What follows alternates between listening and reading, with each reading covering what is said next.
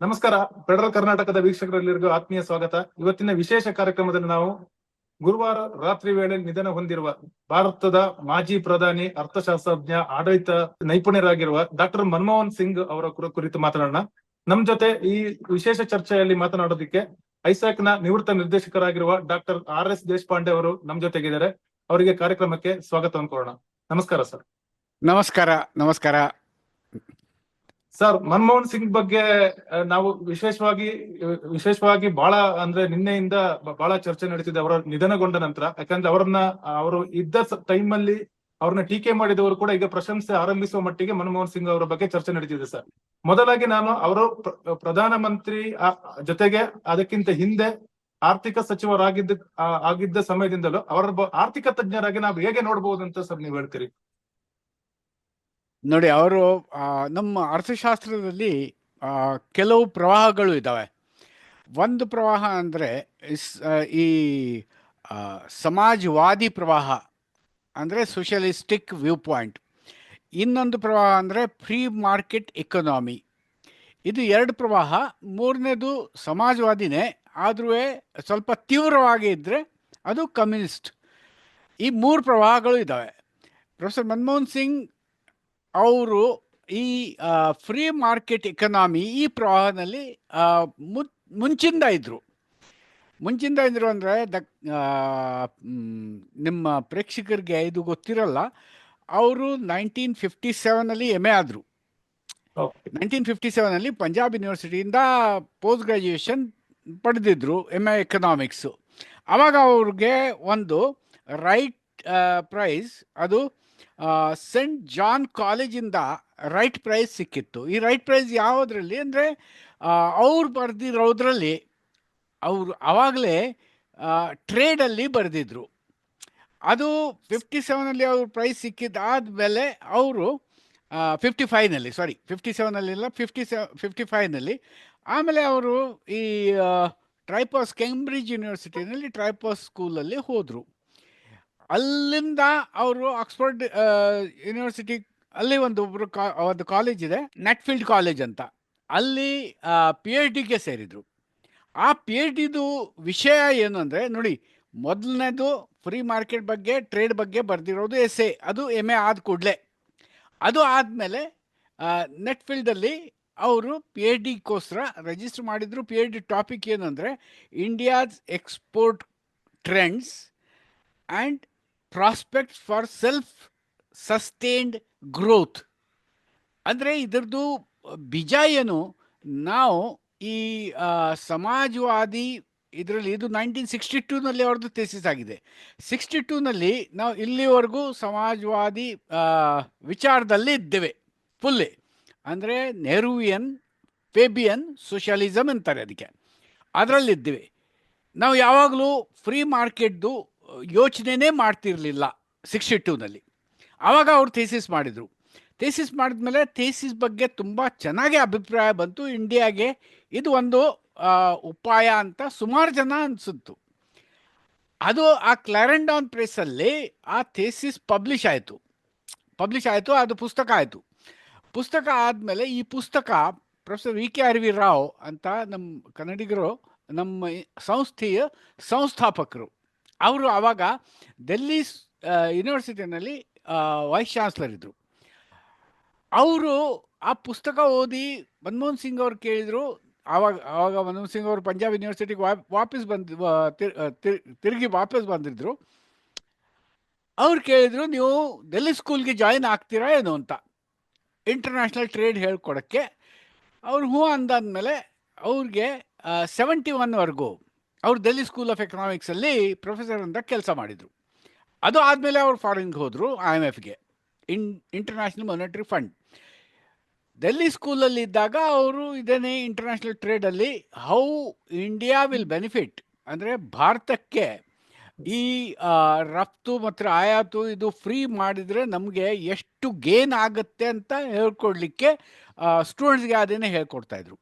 ಆವಾಗ ನಾವು ಇನ್ನೂ MA ಎಕನಾಮಿಕ್ಸು ಆಗಿರಲಿಲ್ಲ. ನಂದು BSc ಸೈನ್ಸ್ ಇತ್ತು. ಆವಾಗ ಎಕನಾಮಿಕ್ಸ್ ಅರ್ಥ ಮಾಡೋಕ್ಕೆ, ಬಟ್ ಆದರೂ ನನ್ನ ವಿಚಾರ ಧಾರಣೆ ಸೋಷಲಿಸ್ಟ್. ಅಂದರೆ ಒಂಥರ ಸಮಾಜವಾದಿ ವಿಚಾರಧಾರಣೆ.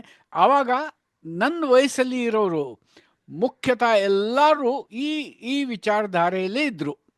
ಎಲ್ಲರೂ ಯಂಗ್ಸ್ಟರ್ಸ್ ಎಲ್ಲ, ಕೆಲವು ಒಂದು ಚುಟ್ಪುಟ್ಟು ಒಂದು 10-15 ಜನ ಈ ಕಡೆ ಆ ಕಡೆ ಇದ್ದಿದ್ದು. ಈಗ ಏನಾಯ್ತು ಅಂದರೆ 19 ಬಂದಾದಮೇಲೆ 1980s ಅವರು 69 to 71 ಪ್ರೊಫೆಸರ್ ಇದ್ದರು. 1976 to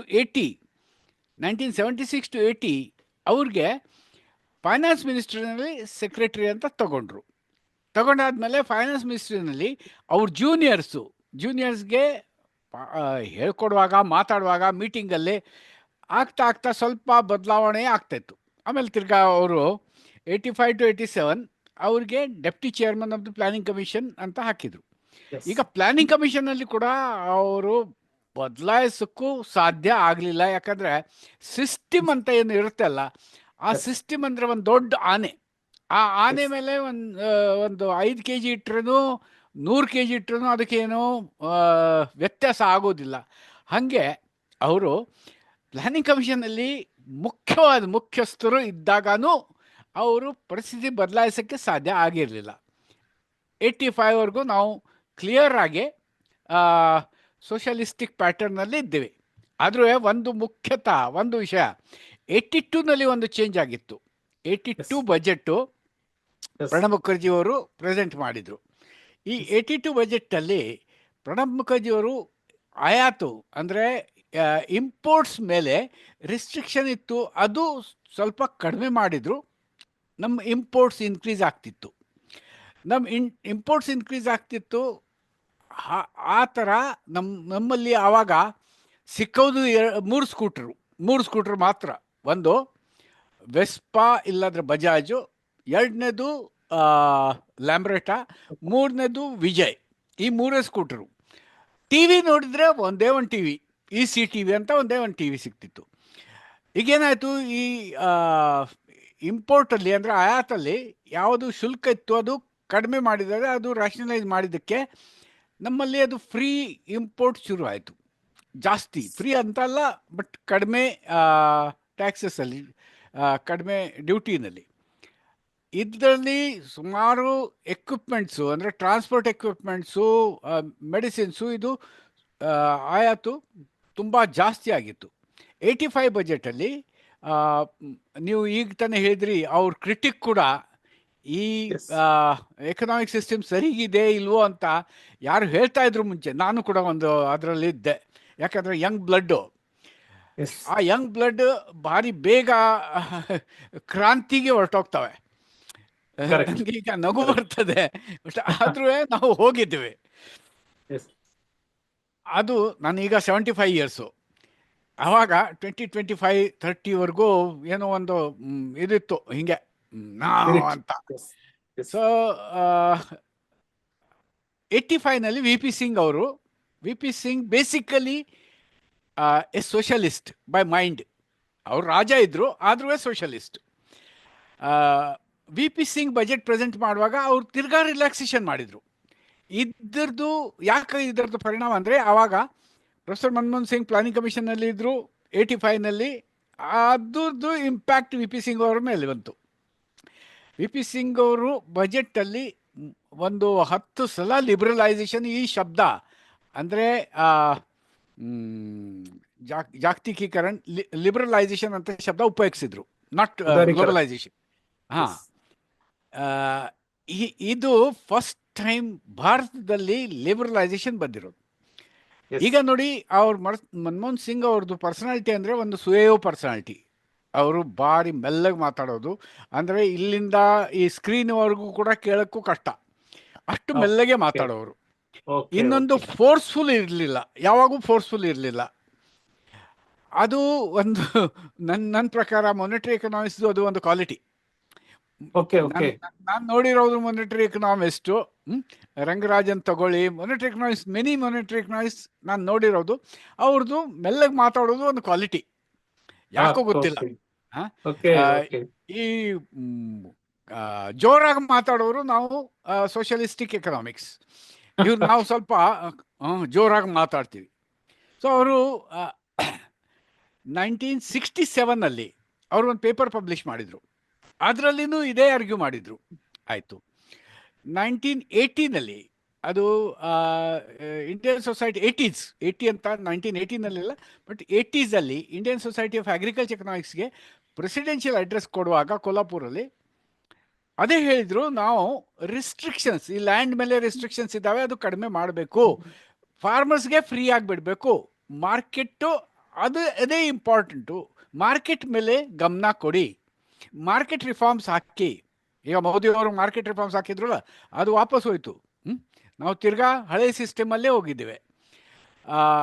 ಆವಾಗ ಅವರು ಮಾರ್ಕೆಟ್ ರಿಫಾರ್ಮ್ಸ್ವ್ರಿಗೆ, ನಾನು ಯಂಗ್ ಮ್ಯಾನ್, 80 ಅಂದರೆ ನಾನು ಆವಾಗ 30 ವರ್ಷ, ನಾನು ಹೋಗಿ ಆರ್ಗ್ಯೂ ಮಾಡಿದ್ದೆ. ಈ ಮಾರ್ಕೆಟ್ ರಿಫಾರ್ಮ್ಸ್ ಮಾಡಿದರೆ ಈ ಎಲ್ಲ ಸೇಟ್ರು ದೊಡ್ಡವರು ಆಗ್ತಾರೆ, ಫಾರ್ಮರ್ಸ್ ಹೆಂಗೆ ದೊಡ್ಡವರು ಆಗ್ತಾರೆ ನೋಡಿ. ಮಾರ್ಕೆಟಲ್ಲಿ ನೀವು ಟ್ರೇಡ್ ಮಾಡ್ತೀರಲ್ಲ, ಒಂದು ದಿವಸ ಅವ್ರು ದೊಡ್ಡವರು ಆಗ್ತಾರೆ, 2ನೇ ದಿವಸ ಆಗಲ್ಲ. ನಿಧಾನವಾಗಿ ಅವ್ರದ್ದು ಇನ್ಫ್ಲುಯೆನ್ಸ್ ಕಡಿಮೆ ಆಗತ್ತೆ. ನೀವು ನನ್ನ ಮಾತು ತಿಳ್ಕೊಳ್ಳಿ ಅಂತ ನಿಧಾನವಾಗಿ ಹೇಳಿದರು. ನೋಡಿ, ನನ್ನ ಮಾತು ತಿಳ್ಕೊಳ್ಳಿ ನೀವು ಅಂತ ಮಾತಾಡಿ ನನಗೆ ಕನ್ವಿನ್ಸ್ ಮಾಡೋಕ್ಕೆ ನಾನು ಕನ್ವಿನ್ಸ್ ಆಗಿಲ್ಲ, ಬಟ್ ಕನ್ವಿನ್ಸ್ ಮಾಡೋಕ್ಕೆ ಪ್ರಯತ್ನ ಪಟ್ಟಿದ್ದು. ಆಯಿತು. 1990 ಒಂದು ಇಂಪಾರ್ಟೆಂಟ್ ಪಾಯಿಂಟು, 1990 89 or 90 ಅವರು ಬೆಂಗಳೂರಲ್ಲಿ ಇಂಡಿಯನ್ ಇನ್ಸ್ಟಿಟ್ಯೂಟ್ ಆಫ್ ಮ್ಯಾನೇಜ್ಮೆಂಟಲ್ಲಿ ಕಾನ್ವೊಕೇಶನ್ ಅಡ್ರೆಸ್ ಕೊಟ್ಟರು ಒಂದು. ಈ ಕಾನ್ವೊಕೇಶನ್ ಅಡ್ರೆಸ್ಸಲ್ಲಿ ಅವರು ಕರೆಕ್ಟಾಗಿ ಅವ್ರ ಮನಸ್ಸಲ್ಲಿ ಏನಿದೆ ಅದು ಎಲ್ಲ ಹೇಳಿದರು. ನನ್ನ ಪ್ರಕಾರ ಈ ಕಾನ್ವೊಕೇಶನ್ ಅಡ್ರೆಸ್ ಅಂದರೆ ಅವ್ರು ಮಾಡಿರೋದು ಎಕನಾಮಿಕ್ ರಿಫಾರ್ಮ್ಸ್ದು ಬ್ಲೂ ಪ್ರಿಂಟೇ, ಯಾಕಂದರೆ ಅದೇ ಥರ ಎಕನಾಮಿಕ್ ರಿಫಾರ್ಮ್ಸ್ ಬಂತು. ಈ ಕಾನ್ವೊಕೇಶನ್ ಅಡ್ರೆಸ್ ಕೊಡೋದು ಮುಂಚೆ ಒಂದು ಡಾಕ್ಯುಮೆಂಟು ಈ ಫೈನಾನ್ಸ್ ಮಿನಿಸ್ಟ್ರಿನಲ್ಲಿ ಅವ್ರು ತಯಾರು ಮಾಡಿಸಿದ್ರು. ಯಾಕಂದರೆ ಆವಾಗ UGC ಚೇರ್ಮನ್ ಇದ್ದರು, ಅವರು ಪ್ಲಾನಿಂಗ್ ಕಮಿಷನಲ್ಲಿದ್ದರು. ಈ ಡಾಕ್ಯುಮೆಂಟ್ಗೆ ಟೈಟಲ್ ಕೊಟ್ಟಿದ್ರು ಡಾಕ್ಯುಮೆಂಟು. ಈ ಡಾಕ್ಯುಮೆಂಟ್ ಯಾಕಂದರೆ ಮಾಂಟೆಕ್ ಸಿಂಗ್ ಅಹಲುವಾಲಿಯಾ ಅವರು ಮಾಡಿರೋದು ಡಾಕ್ಯುಮೆಂಟ್ ಇದು, ಅದಕ್ಕೆ ಡಾಕ್ಯುಮೆಂಟ್ ಅಂತ ಹೆಸರು ಇಟ್ಟಿದ್ರು. ಬಟ್ ಮಾಂಟೆಕ್ ಸಿಂಗ್ ಒಬ್ಬರೇ ಮಾಡಿರಲಿಲ್ಲ, ಅವರು ಮನಮೋಹನ್ ಸಿಂಗ್ ಜೊತೆಯಲ್ಲಿ ಸೇರಿ, ಯಾಕಂದರೆ ಇಬ್ಬರು IMF ಅಲ್ಲಿ ಕಲೀಗ್ಸ್ ಇದ್ದರು. ಸೊ ಅಲ್ಲಿ ಕ್ಲಿಯರಾಗಿ ಅವ್ರದ್ದು ಬ್ಲೂ ಪ್ರಿಂಟ್ ನಮಗೆ ಗೊತ್ತಾಯಿತು ಮುಂದೆ ಏನಾಗತ್ತಂತ. ಅವರು ಫೈನಾನ್ಸ್ ಮಿನಿಸ್ಟರ್ ಆಗ್ತಾರೆ ಅಂತ ತಿಳ್ಕೊಳ್ಳಿಲ್ಲ. ಅವರು UGC ವೈಸ್ ಚೇರ್ಮನ್ ಇದ್ದರು, ಆವಾಗ ಡೆಪ್ಟಿ ಚೇರ್ಮನ್, UGC ಚೇರ್ಮನ್ ಇದ್ದರು, UGC ಚೇರ್ಮನ್ ಆಗಿದ್ದರು. ಈಗ ನರಸಿಂಹರಾವ್ದು ಗೌರ್ಮೆಂಟ್ ಬಂತು. ಈಗ ಒಂದು ಇಂಪಾರ್ಟೆಂಟ್ ನೋಟೇಬಲ್ ಫ್ಯಾಕ್ಟ್ ಅಂದರೆ, ನರಸಿಂಹರಾವ್ ಅವರು ಕೂಡ ಸೋಷಲಿಸ್ಟಿಕ್ ಬೆಂಟ್ ಆಫ್ ಮೈಂಡ್. ಅವರು ಮಾರ್ಕೆಟ್ ಫ್ರೆಂಡ್ಲಿ ಇರಲಿಲ್ಲ ಯಂಗ್ ಡೇಸಲ್ಲಿ, ಯಾಕಂದರೆ ಅವರು ಹೋರಾಟ ಮಾಡಿರೋರು. ಈ ಹೋರಾಟ ಮಾಡಿರೋರು ಮಾರ್ಕೆಟ್ ಫ್ರೆಂಡ್ಲಿ ಇರಲ್ಲ, ಅವರು ಸೋಷಲಿಸ್ಟಿಕ್ ಇರ್ತಾರೆ ಜಾಸ್ತಿ. ಅವರು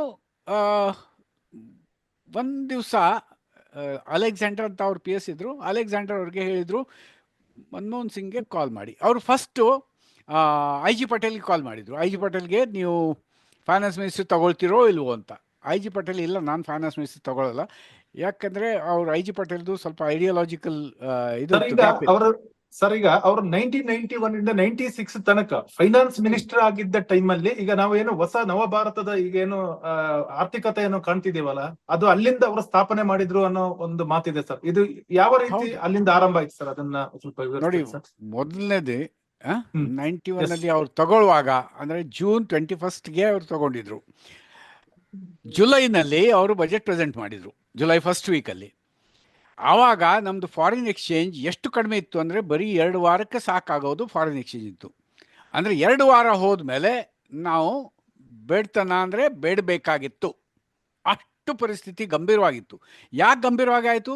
82ಇಂದ ನಾವು ಇಂಪೋರ್ಟ್ ಫ್ರೀ ಮಾಡಿದ್ದೀವಿ, ಇಂಪೋರ್ಟ್ ಮೇಲೆ ಸ್ವಲ್ಪ ಟ್ಯಾಕ್ಸಸ್ ಕಡಿಮೆ ಮಾಡ್ತಾ ಮಾಡ್ತಾ ಇಂಪೋರ್ಟ್ ಜಾಸ್ತಿ ಆಯಿತು, ನಮ್ಮದು ಆಯಾತ್ ಜಾಸ್ತಿ ಆಯಿತು, ಎಕ್ಸ್ಪೋರ್ಟ್ ಕಡಿಮೆ ಆಯಿತು. ಸೊ ಫಾರಿನ್ ಎಕ್ಸ್ಚೇಂಜ್ ರಿಸರ್ವ್ ಕುಸಿತ ತುಂಬ ಕಡಿಮೆ ಆಗಿತ್ತು. ಆವಾಗ ಅವ್ರಿಗೆ ಆವಾಗ ಚಂದ್ರಶೇಖರ್ ಅವ್ರದ್ದು ಅಡ್ವೈಸರ್ ಆಗಿದ್ದರು. ಚಂದ್ರಶೇಖರ್ ಆವಾಗ ಪ್ರೈಮ್ ಮಿನಿಸ್ಟರ್ದು ಅಡ್ವೈಸರ್ ಆಗಿದ್ದರು.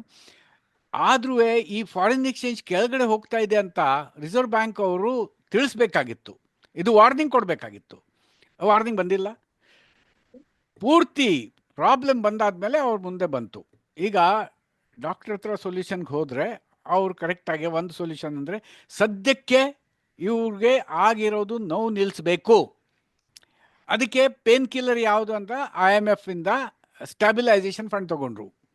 ಅವರು IMF ಅಲ್ಲೇ ಇದ್ರು ಮುಂಚೆ, ಸೊ ಅವ್ರಿಗೆ ಎಲ್ಲ ಗೊತ್ತಿತ್ತು ಹೆಂಗೆ ಮಾಡಿಸೋದು.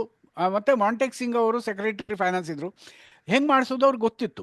ಅವರು ಕರೆಕ್ಟಾಗಿ ಆ ಥರ ಹೋಗಿ IMF ಇಂದ ಸ್ಟ್ಯಾಬಿಲೈಸೇಷನ್ ಫಂಡ್ ತೊಗೊಂಡ್ರು. ಅದಕ್ಕೆ ಸ್ವಲ್ಪ ಕಂಡೀಷನ್ಸ್ ಹಾಕೇ ಹಾಕ್ತಾರೆ, ಯಾಕಂದರೆ ಯಾರಾದರೂ ಸಾಲ ಕೊಡೋರು ಕಂಡೀಷನ್ಸ್ ಹಾಕೇ ಹಾಕ್ತಾರೆ. ಅವ್ರು ಹೇಳಿದರು, ನೋಡಿ ನಮಗೆ ಒಂದೇ ಒಂದು ಕಂಡೀಷನ್ ಬೇಕು, ಅಂದರೆ ಫಾರಿನ್ ಎಕ್ಸ್ಚೇಂಜ್ ನೀವು ತಗೊಳ್ಳಿ, ಆದರೂ ವಾಪಸ್ ಕೊಡೋಕ್ಕೆ ನೀವು ಅರ್ನ್ ಮಾಡಬೇಕು ತಾನೆ.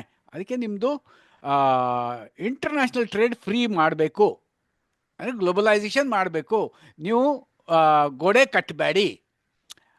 ಅದು ಕರೆಕ್ಟು. ಆ ಬಜೆಟಲ್ಲಿ 91 ಬಜೆಟಲ್ಲಿ ಅವರು ಇದೆಲ್ಲ ತಿಳಿಸಿದ್ರು. ಅದು ಆದಮೇಲೆ ಈ ತಕ್ಷಣ ಏನು ಮಾಡಬೇಕಾಗಿದೆ, ಈ ಪೇನ್ ಕಿಲ್ಲರ್ ಅಂತ 145 ಟನ್ಸ್ ಆಫ್ ಗೋಲ್ಡ್ ಅವರು ಗಿರ್ವಿ ಇಟ್ಟಿದ್ರು. ಇದು ಎಲ್ಲ ಮಾಡಿದಾದಮೇಲೆ ಪರಿಸ್ಥಿತಿ ಸ್ವಲ್ಪ ಸುಧಾರಣೆ ಆಗ್ತಾ ಬಂತು. ಆವಾಗ 1 ಮಿಲಿಯನ್ ಫಾರಿನ್ ಎಕ್ಸ್ಚೇಂಜಿಂದ ಈಗ ನಮ್ಮದು 646 ಮಿಲಿಯನ್ ಫಾರಿನ್ ಎಕ್ಸ್ಚೇಂಜ್ ಈಗ ನಮ್ಮ ರಿಸರ್ವ್ ಬ್ಯಾಂಕಲ್ಲಿ ಇದೆ. ಗೋಲ್ಡು ಆವಾಗ ಎಷ್ಟು 45-50 ಟನ್ಸ್ ಇತ್ತು, ಈಗ 100 ಟನ್ಸ್ ನಾವು ಅಲ್ಲಿ ಯಾಕೆ ಇಡೋದು ಅಂತ ವಾಪಸ್ ತಂದಿದ್ದೀವಿ. ನಮ್ಮ ಹತ್ರ ಇರೋದು ಗೋಲ್ಡ್ ರಿಸರ್ವ್ ಕೂಡ ತುಂಬ ಜಾಸ್ತಿ ಇದೆ. ಅದಕ್ಕೆ ಪರಿಸ್ಥಿತಿ ನಮ್ಮದು ಗೋಲ್ಡ್ ರಿಸರ್ವ್, ನಮ್ಮದು ಫಾರಿನ್ ಎಕ್ಸ್ಚೇಂಜ್ ರಿಸರ್ವ್ ಇಡೀ ವಿಶ್ವದಲ್ಲಿ 4ನೇ ದೇಶ, ನಮ್ಮದು 4ನೇ ದೇಶ. ಆವಾಗ ಕೆಳಗಡೆ ಲಿಸ್ಟಲ್ಲೇ ಬರ್ತಿರ್ಲಿಲ್ಲ. ಫರ್ಗೆಟ್ ಅಬೌಟ್ 15ನೇ 20ನೇ ಅಂತ ಇಲ್ಲವೇ ಇಲ್ಲ, ಲಿಸ್ಟಲ್ಲೇ ಇರಲಿಲ್ಲ ನಾವು. ಸೊ ಈ ಚೇಂಜ್ ಆದಮೇಲೆ ಯಾರು ಹಳೇ ಸಂಪ್ರದಾಯವರು ಇದ್ರಲ್ಲ, ಅವರು ಸುಮ್ಮನೆ, ಅಂದರೆ ಹಳೆ ಸಂಪ್ರದಾಯವರು ಪ್ರಾಮುಖ್ಯವಾಗಿ ಅಪೋಸಿಷನ್ ಪಾರ್ಟಿ, ಅವರು ಅವ್ರ ಕಡೆ ಬಂದರು. ಅದಕ್ಕೆ ಸಾಮಾನ್ಯವಾಗಿ ಭಾರತೀಯ ಜನತಾ ಪಾರ್ಟಿ, ಇಲ್ಲಾದರೆ ಹಳೆ ಜನಸಂಘ, ಇಲ್ಲಾದರೆ ಹಳೆ ಸ್ವತಂತ್ರ ಪಾರ್ಟಿ, ಇದು ಫ್ರೀ ಮಾರ್ಕೆಟ್ ಪಾರ್ಟೀಸ್ ಇತ್ತು.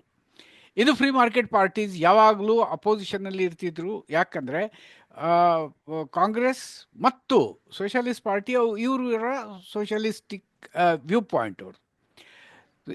ಈಗ BJPಯವರು ಕೂಡ ಅಟಲ್ ಬಿಹಾರಿ ವಾಜಪೇಯಿ ಹೇಳಿದರು, ಈ ದಾರಿ ನಮಗೆ ತೋರಿಸಿರೋದು ದಾರಿ ಕರೆಕ್ಟ್ ದಾರಿ ಇದೆ ಅಂತ.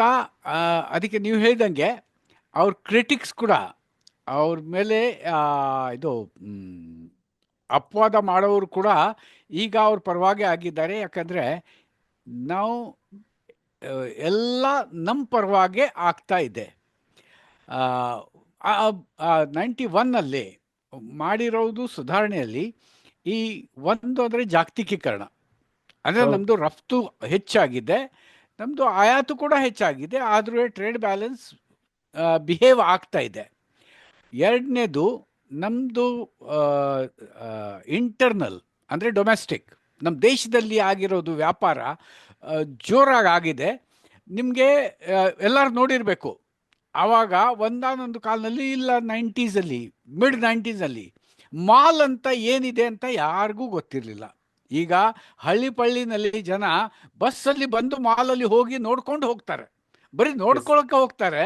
ಯಾಕಂದರೆ ಅವ್ರ ಭಯ ಇದು ಜಾಸ್ತಿ ಪ್ರೈಸ್ ಇರಬೇಕು. ಯಾಕಂದರೆ ಹಳೆ ಕಾಲದಿಂದ ನಮ್ಮ ಸೋಷಲಿಸ್ಟಿಕ್ ಪ್ಯಾಟರ್ನಲ್ಲಿ ಯಾವುದಕ್ಕೆ ಜಾಸ್ತಿ ಪ್ರೈಸ್ ಇರ್ತಿತ್ತು ಅಂದರೆ ಲಕ್ಸುರಿ ಐಟಮ್ಸ್ಗೆ.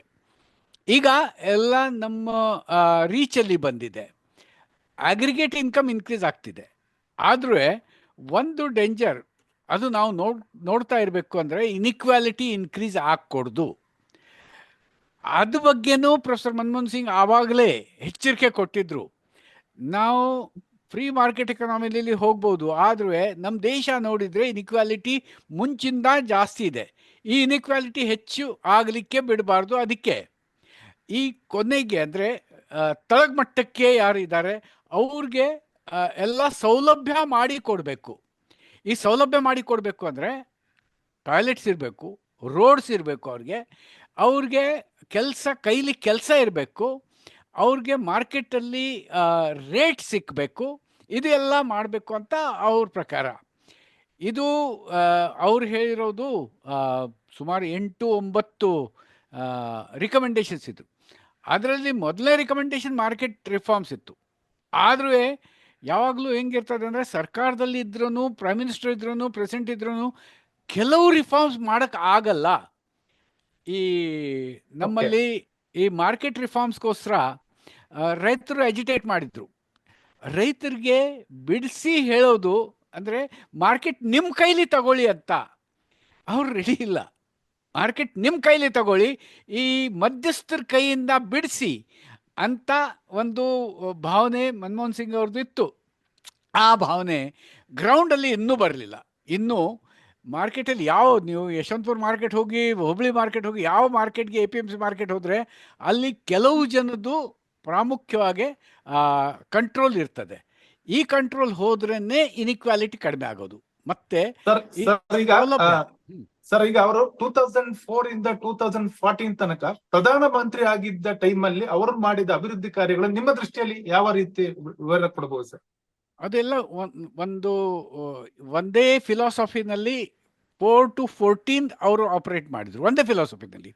ಆ ಫಿಲಾಸಫಿ ಏನಂದ್ರೆ, ಒಂದು ಡೆಫಿಸಿಟ್ ಕಡಿಮೆ ಇರಬೇಕು, ರೆವೆನ್ಯೂ ಇರಬೇಕು, ಆದ್ರೂ ರೆವೆನ್ಯೂ ಖರ್ಚ ಮಾಡಬೇಕು. ಅಂದರೆ ಅದು normal deficit 3.5% of the GDP ಅಂತಾರೆ. ಅಷ್ಟು ನಾರ್ಮಲ್ ಡೆಫಿಸಿಟ್ ಇದ್ರೆ ತೊಂದರೆ ಇಲ್ಲ. ಅದಕ್ಕೆ FRBM ಆ್ಯಕ್ಟ್ ಪಾಸ್ ಮಾಡಿದರು. FRBM ಆ್ಯಕ್ಟ್ ಪಾಸ್ ಮಾಡಿದರು, ಎಲ್ಲ ಸ್ಟೇಟ್ಸ್ಗೆ ಕರೆಸಿ ಈ ಥರ ಆಗಬೇಕು ಅಂತ. ಮತ್ತು ಅವರು ಮನಮೋಹನ್ ಸಿಂಗ್ ಅವ್ರದ್ದು ತುಂಬ ಕ್ಲೋಸು ವಿಜಯ್ ಕೇಳ್ಕರ್ ಅಂತ ಫೈನಾನ್ಸ್ ಸೆಕ್ರೆಟರಿ ಇದ್ದರು. ಅವ್ರ ಮೂಲಕ ಅವ್ರದ್ದು GST ಕಮಿಟಿ ಮಾಡಿ, ಅವ್ರಿಗೆ ಮುಖ್ಯಸ್ಥರು ಮಾಡಿ GST ಕಮಿಟಿನಲ್ಲಿ GST ರಿಪೋರ್ಟ್ ಮಾಡಿಸಿದ್ರು.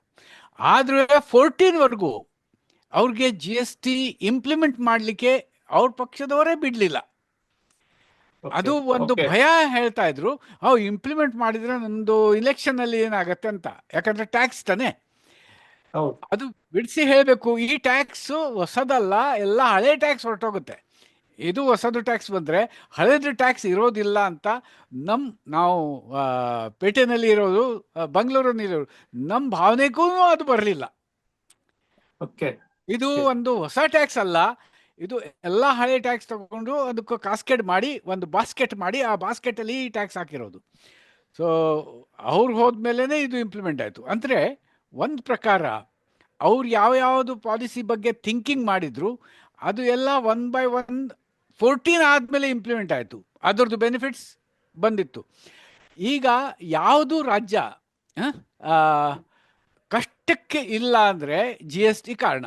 ಯಾಕಂದರೆ ಅವ್ರಿಗೆ ಗ್ಯಾರಂಟಿ ಇದೆ, ಇಷ್ಟು ಸಿಕ್ಕತ್ತೆ, ನಮಗೆ ಸೆಂಟ್ರಲ್ ಗೌರ್ಮೆಂಟ್ ಇಷ್ಟು ಸಿಕ್ಕತ್ತೆ, ನಮ್ಮ GST ಪ್ರಕಾರ ಇಷ್ಟು ಸಿಕ್ಕತ್ತೆ ಅಂತ.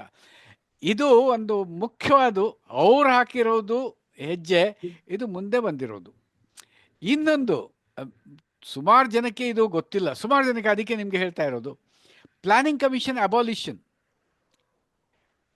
ಯಾರೂ ಇದ್ರ ಬಗ್ಗೆ ಪ್ರೊಫೆಸರ್ ಮನಮೋಹನ್ ಸಿಂಗ್ದು ಸ್ಟೆಪ್ ಇದೆ ಅಂತ ಹೇಳಲ್ಲ.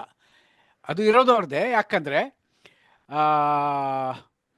1 man commission for evaluation of planning commission ಅವ್ರು ಹಾಕಿದರು.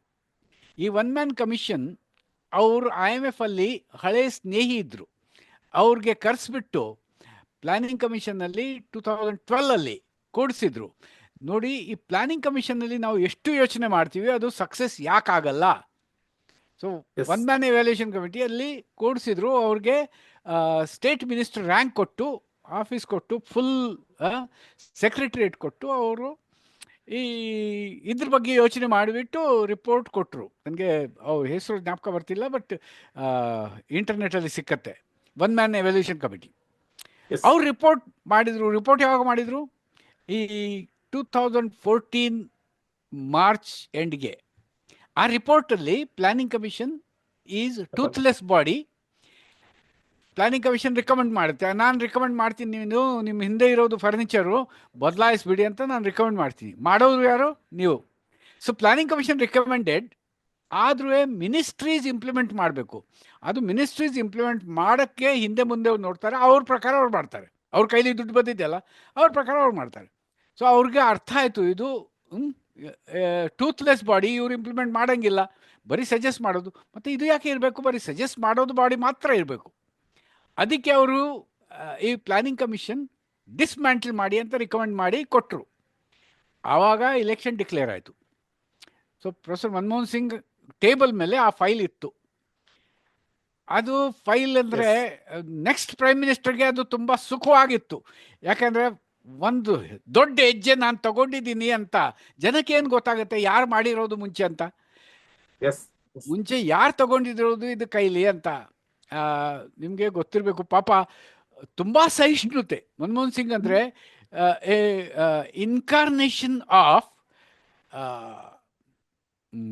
ಸಹಿಷ್ಣುತೆಗೆ incarnation of a person who can take criticism, ನಗ್ನಗ್ತಾ ಕ್ರಿಟಿಸಿಸಮ್ ತಗೊಳ್ಳೋದು. ಒಂದು ಪ್ರೈಮ್ ಮಿನಿಸ್ಟರ್ ಅವರು ಡೆಪ್ಯೂಟಿ ಚೇರ್ಮನ್ ಇದ್ದಾಗ ಪ್ಲಾನಿಂಗ್ ಕಮಿಷನ್ದು ಹೇಳೇ ಬಿಟ್ರು, this is a bunch of jokers. ಒಂದು ಪ್ರೈಮ್ ಮಿನಿಸ್ಟರ್ ಹೇಳಿದ್ರು this is a bunch of jokers ಅಂತ. ಅವರು ಅಲ್ಲಿ ಕೂತಿರೋರು. ಮತ್ತು ಅವ್ರು ಮಾಡಿರೋದು ಒಂದು ಸ್ಟೆಪ್ಸ್ ಆಫ್ ಅಡ್ಮಿನಿಸ್ಟ್ರೇಷನ್, ಅದು ಕ್ಯಾಬಿನೆಟಲ್ಲಿ ಪಾಸ್ ಆಯಿತು, ಕ್ಯಾಬಿನೆಟ್ ರೂಲಿಂಗ್ ಆಯಿತು. ಯಾರೋ ಒಬ್ಬರು ಅದನ್ನು ಹರಿದಾಕಿಟ್ರು. ಅವ್ರು ಏನು ಹೇಳಿಲ್ಲ, ಒಂದು ಶಬ್ದನೂ ಹೇಳಿಲ್ಲ.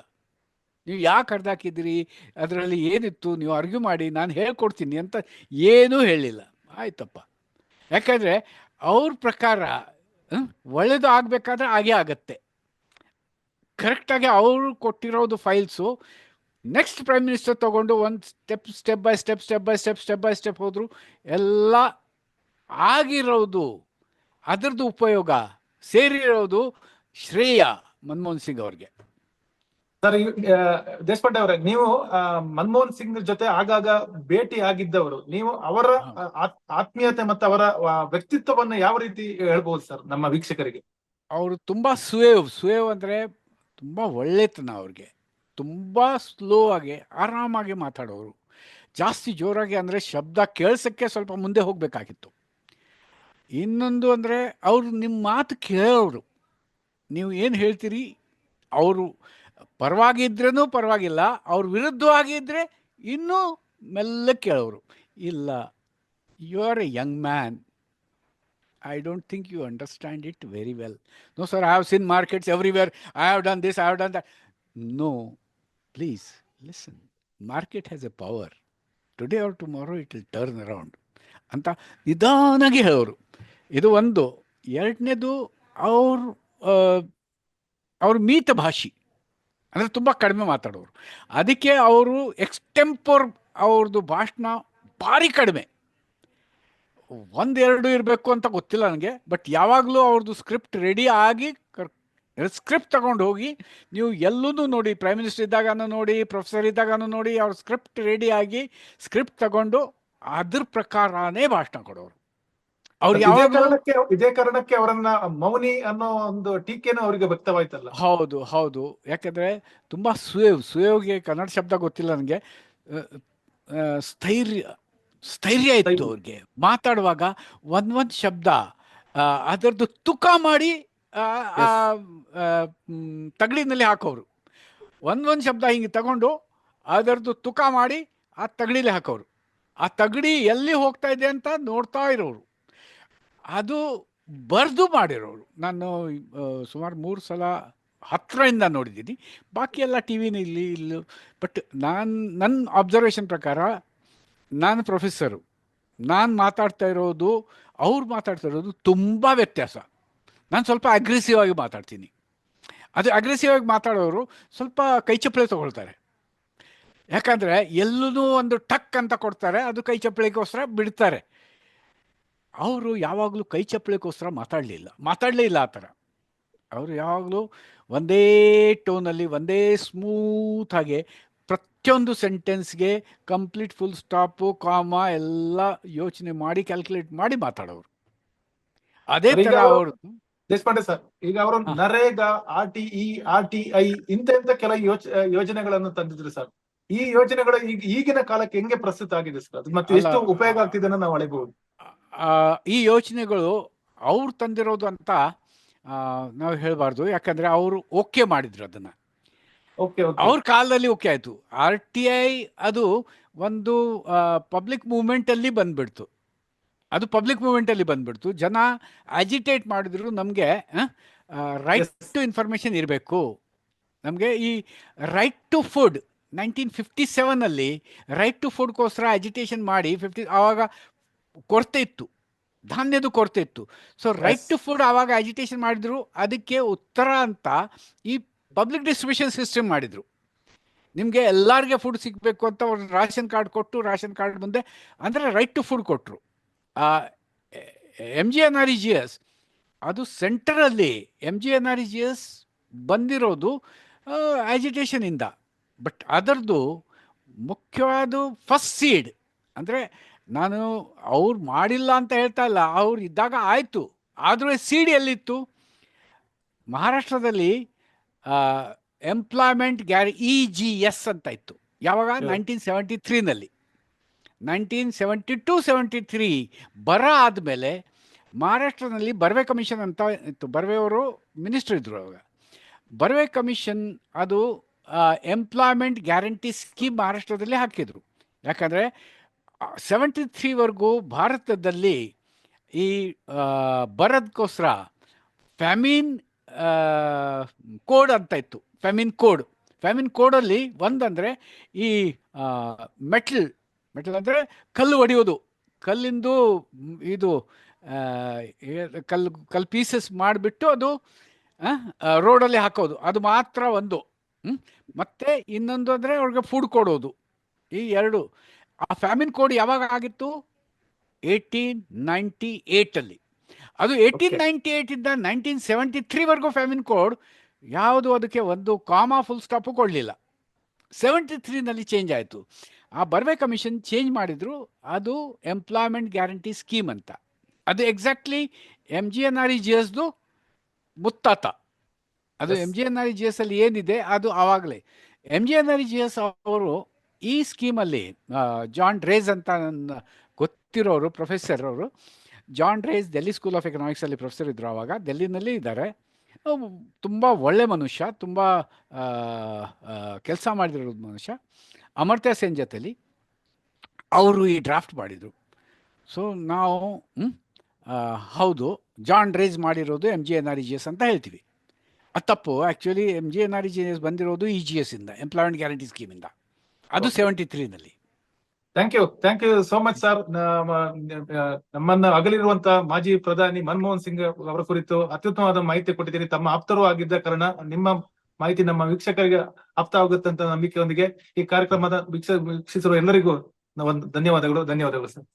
ಹೆಚ್ಚಿನ ಸುದ್ದಿ ಅಪ್ಡೇಟ್ಗೆ ಈಗಲೇ the federal Karnataka YouTube page ಅನ್ನು ಸಬ್ಸ್ಕ್ರೈಬ್ ಮಾಡಿ.